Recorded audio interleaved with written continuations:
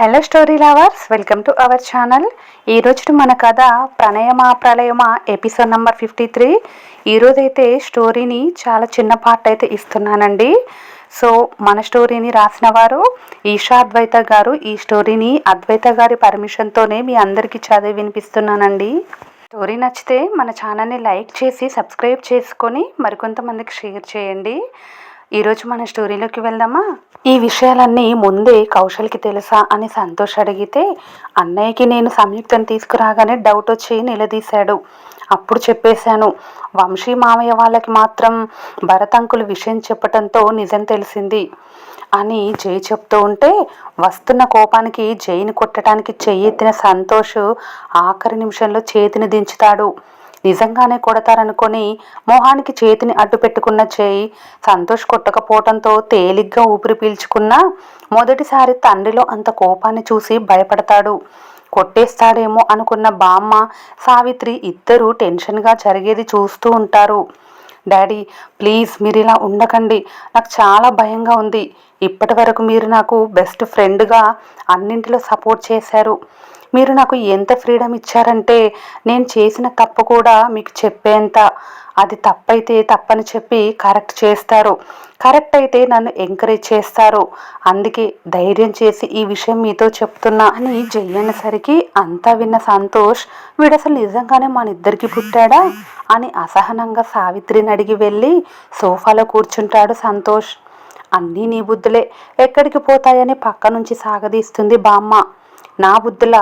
నేను సవిని పెళ్లి చేసుకుంటానని డైరెక్ట్గా నీతో చెప్పాను, అంతేగాని ఫ్రెండ్ని తెచ్చి భార్య అంటూ డ్రామా ఆడలేదు. వీడంటే మగాడు, ఏం చేసినా చెల్లిపోతుంది. కనీసం ఆ అమ్మాయి లైఫ్ ఏమవుతుందని కూడా వీడు ఆలోచించలేదా? అయినా వీడు చెప్తే తనెలా ఒప్పుకుంది అని సంతోష్ అడిగితే, ప్రేమించి ఉంటుంది సంతోష్, అందుకే వీడి కోసం అడ్జస్ట్ అయ్యింది. లేదంటే మన ఇంట్లో అందరికీ సేవలు చేయాల్సిన అవసరం తనకేంటని అంటుంది సావిత్రి. లేదమ్మా, ఆంటీకి హెల్త్ బాగోకపోతే నేను హెల్ప్ చేశాను. ఆ కృతజ్ఞతతోనే తను నాకు హెల్ప్ చేయటానికి వచ్చింది. తను మన ఇంట్లో ఉన్నన్ని రోజులు మీరే చూశారుగా. తన క్యారెక్టర్, తన బిహేవియర్ ఎలా ఉండేవో. నచ్చిన వాళ్ళ కోసం ఎంతకైనా తగ్గుతుంది.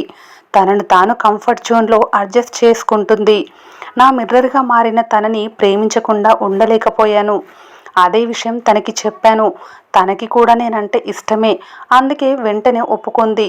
మీరు కూడా ఒప్పుకుంటే మేము పెళ్లి చేసుకుంటాం అని జై చెప్పగానే, ఉష్, ఉన్న తలనొప్పులు సరిపోవు అన్నట్టు కొత్త నొప్పి తెచ్చాడు అని తల రుద్దుకుంటున్న సంతోష్ గారు పక్కన కూర్చొని ఆయన తలను 2 వేళ్లతో నొక్కుతూ, డాడీ నా పెళ్ళి అని కారంగా అడుగుతాడు జై. పెళ్ళే కదా, చేస్తాను అని సవి అట్లకడ కాల్చి తీసుకురా, వీడికి పెళ్ళి ఈరోజు ఓ రేంజ్లో చేయాలని కోపంగా అంటాడు సంతోష్. నవ్వండి డాడీ, మీరు ఇలా సీరియస్గా ఉంటే ఫస్ట్ టైం భయం ఇస్తుంది. ఆల్రెడీ అందరి క్లాస్ కలిపి అన్నయ్య పీకేశాడు. త్వరగా పెళ్లి చేసుకోకపోతే తొక్కేస్తానని కూడా వార్నింగ్ ఇచ్చాడు.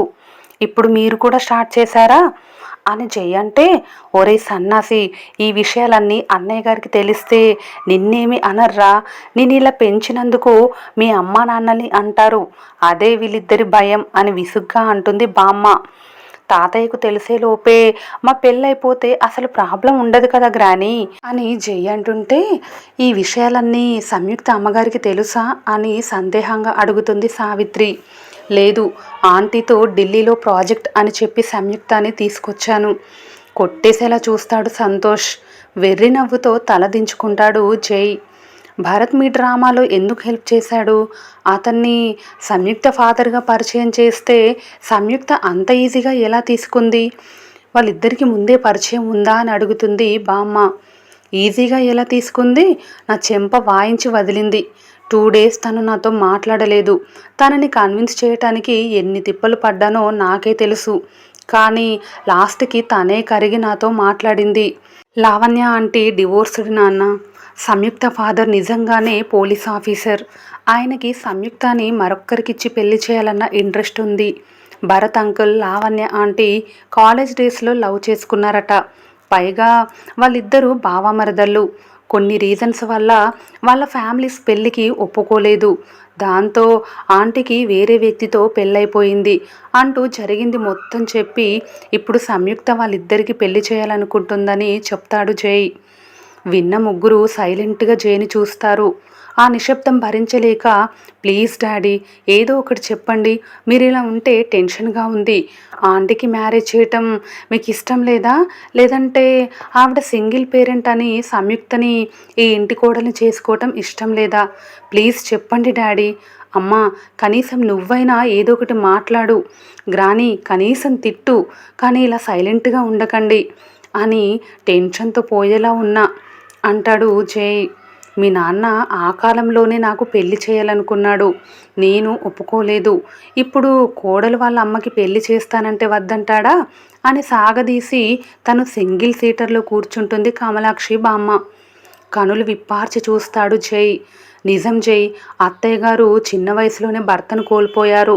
ఒంటరిగా పెరిగిన మీ నాన్నకి ఆ లోటు బాగా తెలుసు. తను తన తండ్రితో మిస్ అయిన సంతోషాన్ని నీ దగ్గర చాలా వరకు పొందారు.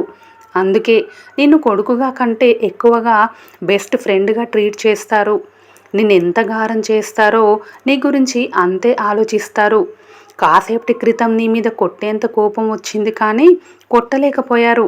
అంత ప్రేమ నువ్వంటే ఆయనకి అని సావిత్రి చెప్తూ ఉంటే బాధగా తండ్రిని హత్తుకొని, ఐఎమ్ సారీ డాడీ, మిమ్మల్ని చీట్ చేయాలని నేను ఎప్పుడూ అనుకోలేదు, కానీ సిచ్యువేషన్ అలా వచ్చింది. అందరిలో ఈ విషయం తెలిస్తే తాతయ్య అపార్థం చేసుకుంటారని చెప్పలేకపోయాను అని జై చెప్పగానే జై భుజం చుట్టూ చేయి వేసి దగ్గరికి తీసుకొని, నా భయం సంయుక్త కోసమేరా, తను తన క్యారెక్టర్ని కోల్పోకూడదని మాత్రమే ఆలోచించాను. ఈ విషయం మీ తాతయ్యకి తెలిస్తే ఆయన వదిలే మాటల్ని తట్టుకోవటం సంయుక్త వల్ల కాదు, ఆయన్ని ఫేస్ చేయటం కష్టం. చాలా దారుణంగా ట్రీట్ చేస్తారు. లావణ్య గారి గురించి తెలిసినా కూడా ఆయన రియాక్షన్ అలాగే ఉంటుంది. తెలిసే లోపే మీ పెళ్లితో పాటు లావణ్య గారి పెళ్లి కూడా జరిగిపోతే ఎవరికి ఎటువంటి టెన్షన్ ఉండదు అని సంతోష్ గారు చెప్పగానే, అంటే నేను సంయుక్తని పెళ్లి చేసుకోవటం మీ అందరికీ ఇష్టమేనా అని జై అడుగుతాడు. సంయుక్త లాంటి అమ్మాయిని ఎవరైనా కోడలిగా వద్దంటారా? అయితే త్వరగా మా పెళ్ళికి ముహూర్తాలు పెట్టించేయండి అని పెళ్లి చేసుకొని డైరెక్ట్గా ఊరికి వెళ్ళిపోదాం అంటాడు జై. ఆగాగు, పెళ్ళంటే ఒక పూటతో అయిపోయేది కాదు, మీ ఇద్దరి పేరు మీద ముహూర్తం కుదరాలి కదా. నేను పంతులు గారితో మాట్లాడతాను, అప్పటి వరకు నువ్వు కాస్త ఓపిక పట్టని తిడుతుంది బామ్మ. డాడీ మీరు గ్రానీకి పెళ్లి చేయలేకపోయారు కదా, పోనీ అప్పుడు మీరు అనుకున్న టాస్క్ ఇప్పుడు నేను కంప్లీట్ చేయనా అని సంతోష్ గారికి ఐస్ వింక్ చేసి, గ్రానీ బెస్ట్ పెళ్లి కొడుకుని నీకోసం సెర్చ్ చేస్తా అని అల్లరిగా అంటాడు జై. చాలేరా బడవా, మీ నాన్నకు వదిలిన పిచ్చి నీకు మొదలైందా?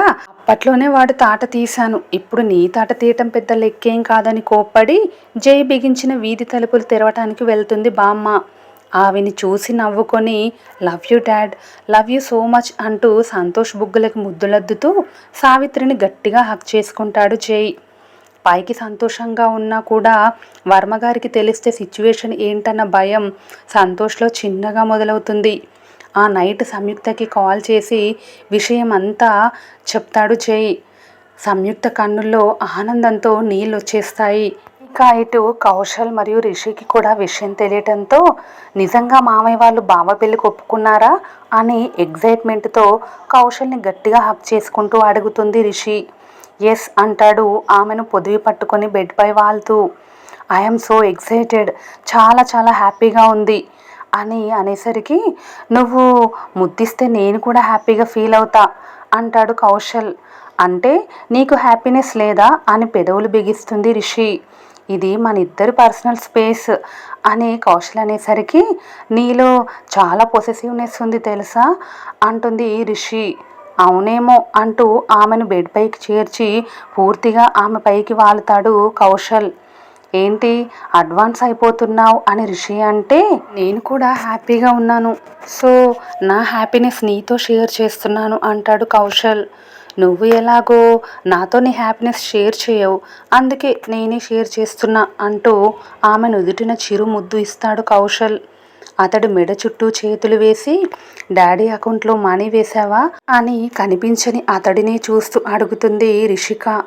యు ఆర్ మై రెస్పాన్సిబిలిటీ అని కౌశల్ చెప్పగానే, బట్ నాకు మాత్రం నువ్వు మా ముగ్గురి మధ్య స్పేస్ క్రియేట్ చేసి నన్ను పూర్తిగా నీ వైపు లాగేసుకున్నట్టు అనిపిస్తోంది అంటూ అతడి ఏదోలో మొహం దాచుకుంటూ చెప్తుంది. అలా థింక్ చేసే బదులు నేను మీతో జాయిన్ అవుతున్నానని ఫీల్ అవ్వచ్చు కదా అని సౌమ్యంగా అంటూ బెడ్పై వాలి ఆమెను పూర్తిగా తన ఎదమీదికి తెచ్చుకుంటాడు. కౌశల్ మొహం మీద చేతితో తడుముతూ పైకి ఎగబాకి అతడి బుగ్గన ముద్దిస్తుంది రిషి. ఏమైంది అని కౌశల్ అడిగితే, లవ్ యూ బావా అని హస్కీగా అతడి చెవిలో చెప్పి అతడి మెడవంపులో మొహం దాచుకుంటుంది రిషిక. బ్లైండ్గా నన్ను ట్రస్ట్ చేస్తున్నావు అని కౌశల్ అంటే ఒక్కసారిగా గుండె తన వేగం పెంచేయటంతో పూర్తి మాయలో మునగకుండా అంటాడు కౌశల్. నాకు కనిపించదుగా అని ఇన్నోసెంట్గా అంటుంది రిషి. నేను నువ్వు ఊహించుకునే రేంజ్లో ఉండను అని అల్లరిగా ఆమెను టీ చేస్తాడు కౌశల్. నువ్వు బాగుంటావట అందరూ చెప్పారు. అది నిజమో కాదో కానీ నీ మనసు మాత్రం చాలా బాగుంది, నాకు చాలా నచ్చింది, అందుకే నాకు ఇచ్చేయి అని రిషి అంటే, చెవిలో కాదు కాస్త గట్టిగా బావా అని పిలువు ఇచ్చేస్తా అని అంటాడు కౌశల్. నేనెక్కడ చెవిలో పిలిచా, అది నీ భ్రమ అంటుంది బెట్టుగా. పెద్ద రౌడీవే నువ్వు. నో, నేను నీ బుజ్జిని, మై మిర్చి బజ్జీ అంటూ అతడి బుగ్గ గట్టిగా బయట చేస్తుంది రిషి. తనెంత సంతోషంగా ఉంటే తన ఆయుష్లో అన్ని రోజులు పెరుగుతాయని భరత్ తనకు పర్సనల్గా చెప్పిన మాటలు గుర్తొచ్చి నవ్వుకొని ఆమెను గట్టిగా హత్తుకొని ఆమె అల్లరికి పనిష్మెంట్గా ఇద్దరి పెదవుల్ని ముడివేస్తాడు కౌశల్.